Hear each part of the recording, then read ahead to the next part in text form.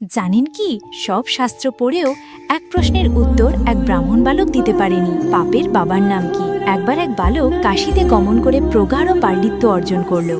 বেদ, উপনিষদ, শাস্ত্র সবই সে অধ্যয়ন করল।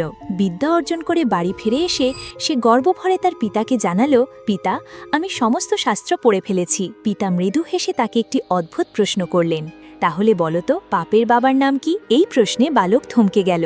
সে যতই শাস্ত্র উল্টেপাল্টে দেখল, কোথাও এই প্রশ্নের উত্তর পেল না। অবশেষে সে স্থির করল গুরুর কাছেই আবার ফিরে যাবে। এই প্রশ্নের উত্তর না জেনে তার শান্তি নেই। পথে কয়েকদিন ঘুরতে ঘুরতে বালক হয়ে পড়ল ক্ষুধার্ত ও তৃষ্ণার্ত।